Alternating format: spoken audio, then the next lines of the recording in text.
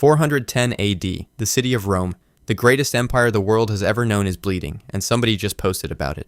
One message appears on a feed somewhere inside the city walls. Visigoths spotted near the gates, not a drill. Within minutes, the comment section looks exactly like you'd expect. Fake. Clout chasing. Rome is literally untouchable. Somebody makes a meme. Somebody shares it 10,000 times. And for a few hours, the most powerful civilization on Earth treats an incoming invasion the same way we treat every warning we don't want to believe. They scroll past it. But then a second post appears. Different account, then a third, this time from a soldier stationed at the northern wall. Then a grainy clip of movement outside the gates, shadows shifting against torchlight, something large and organized heading toward the city.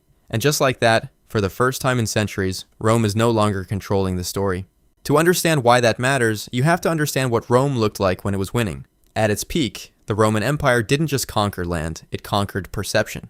If social media existed during the height of Rome, the feed would have been perfect. Curated military victories posted daily. Gladiator fights going viral every weekend. Emperor speeches pinned at the top of every timeline. The algorithm would have loved Rome. Verified accounts for emperors with the highest reach on the platform. Senators running political influence pages. Generals posting war content like creators dropping weekly uploads. And behind all of it, the government controlling what trended, what spread, and what got buried. Negative content about the empire would get suppressed before it gained traction. Criticism wouldn't just be unpopular, it would be invisible. Rome didn't just rule the world, it ruled how the world saw Rome. And that's the part people forget. Empires don't survive on swords alone, they survive on stories. And for centuries, Rome told the only story that mattered. But here's the problem with controlling a narrative. The moment you lose that control, you don't just lose the story. You lose everything that was held together by it. And that's exactly what starts happening. Somewhere around the late empire, the cracks begin to show, and social media would have turned those cracks into canyons. A viral thread appears. Roman soldiers haven't been paid in months. Footage leaks of border troops wearing broken equipment, standing at walls that haven't been repaired in years. Clips of frontier defenses that look nothing like the propaganda the empire has been posting, and the public splits in half. One side screams fake news, enemy propaganda, someone trying to destabilize the empire. The other side starts asking uncomfortable questions. Is Rome actually declining? Are the borders actually weak? Is any of this actually under control? The algorithm doesn't care. Which side is right? It cares which side gets more engagement. And controversy always wins that race. The debate itself becomes the content. Every argument, every meme, every angry reply, all of it feeds the machine. Rome is no longer one story. It's a dozen competing realities, and none of them agree on what's actually happening. Now, here's where it gets dangerous, because it's not just Roman citizens watching this unfold. The Goths are watching, the Vandals are watching, every tribe and kingdom on the other side of the border is scrolling through the exact same feed, and they are taking notes. In the real history, barbarian leaders had to send spies into Roman territory, wait months for reports, guess at troop movements and political instability. With social media, they don't have to guess anything. Troop locations are being argued about in public. Internal conflicts between generals are playing out in comment sections. Political instability isn't hidden behind palace walls anymore. It's trending. The barbarians realize something that changes the entire calculation. Rome isn't invincible. More than that, Rome is divided. And divided empires don't fight back the same way. They don't need spies anymore. They just need to scroll. Think about what that means for a military empire that has relied on secrecy and intimidation for its entire existence. Every weakness is now public knowledge. Every internal argument is ammunition for the enemy. Every leaked video of an unpaid soldier or an unmanned wall is a strategic briefing delivered directly to the people who want Rome destroyed. For the first time in history, Rome's enemies know exactly where the weak points are, and they didn't have to lose a single soldier to find out. Then comes the fear. It starts with one post, probably exaggerated, maybe even fake. Rome has already fallen. It doesn't matter if it's true. What matters is that enough people believe it to start acting like it is.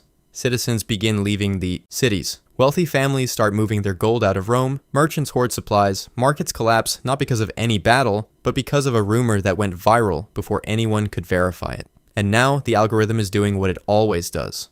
Fear gets engagement. Engagement gets reach. Reach creates more fear. It's a loop, and nobody can turn it off. False reports start flooding the feed. The emperor has fled. The army has been destroyed. The Visigoths have already breached the walls. None of it is confirmed. All of it is spreading. And the thing about panic is that it doesn't need to be based on truth. It just needs to feel true long enough for people to act on it. By the time anyone tries to correct the record, the damage is done. People have already made their decisions based on what they saw on their feed. The empire is collapsing in the minds of its citizens before a single wall has been breached. And then the walls actually breach. 410 AD, the Visigoths enter Rome. And if social media existed, this would be the first empire collapse in human history that was live streamed. The first clip would be the gates giving way. It would go viral in seconds. Then the fires.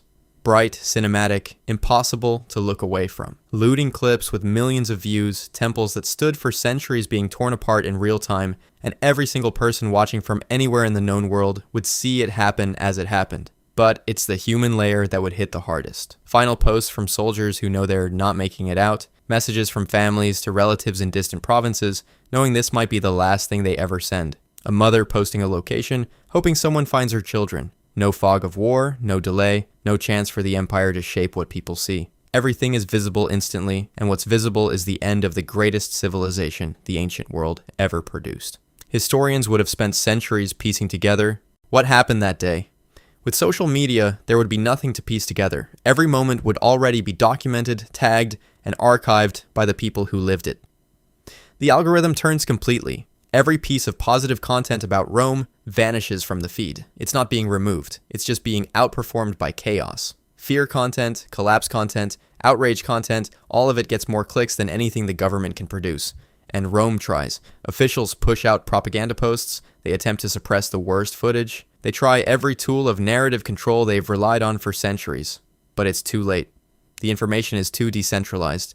There are too many people posting from too many places, and the government can't respond fast enough to match the speed of the feed.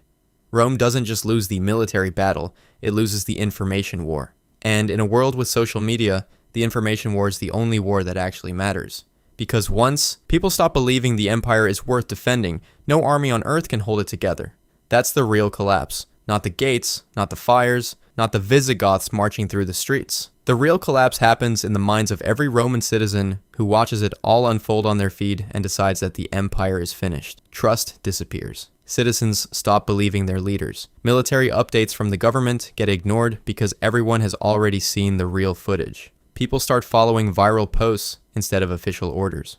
The army can't coordinate because half the soldiers are reading different versions of reality. Units start acting on their own. Commanders make decisions based on misinformation because the truth is buried under 1,000 competing narratives. The empire dies psychologically before it dies physically. And that's the part that would have been different with social media. In the real history, Rome's fall was slow. It took decades, arguably centuries, of gradual decline. People in one province didn't know what was happening in another for weeks, sometimes months. That delay gave the empire breathing room, a time to recover, time to regroup, time to at least pretend things were under control. With social media, that delay gets compressed into weeks, maybe days, because the perception of collapse creates actual collapse, and social media accelerates perception faster than any technology in human history. So could social media have saved Rome? It's a fair question. In theory, faster communication means better early warnings. Border threats get reported in real time. Troop movements get coordinated faster. Political decisions reach every province instantly. But all of that only works if the empire using it is strong, stable, and led by people who know what they're doing. Social media doesn't create strength or weakness. It amplifies whatever is already there. A strong Rome with social media becomes the most connected, most responsive empire ever built. A weak Rome with social media becomes the most publicly, visibly, and rapidly collapsing empire ever built. And by 410 AD, Rome was weak. The borders were stretched, the army was underfunded, the leadership was fractured. Social media wouldn't have saved that Rome. It would have put its decline on a giant screen for the entire world to watch. And every citizen, every soldier, every ally watching that screen would have made the same decision. Why fight for something everyone can already see is falling apart? After the sack, the clips would circulate forever. Survivors posting images of the destruction. Refugees sharing their stories from every corner of the former empire. And then the narrative wars begin. Competing explanations flood the feed. One group blames internal corruption, another blames the barbarian invaders, a third says it was divine punishment for abandoning the old gods. A fourth says it was divine punishment for not fully embracing the new one. No single truth emerges. History fragments into 1,000 versions, each with its own audience, its own believers, its own algorithm feeding it to people who already agree. Sound familiar? The fall of Rome would not be a mystery to be debated by scholars for centuries. It would be a trend that everyone watched, everyone commented on, and nobody fully understood. And maybe that's the scariest part, not that Rome fell, but that with social media, nobody could have even agreed on why. Rome didn't fall because it was weak. It fell because in a world with social media, everyone would have been able to see that it was weak. The legions that once marched in silence would have been exposed in public. The borders that crumbled quietly over decades would have collapsed in full view overnight. The political fractures that took generations to destroy the empire would have gone viral in a single afternoon. Empires don't collapse quietly when the whole world is watching. They go viral.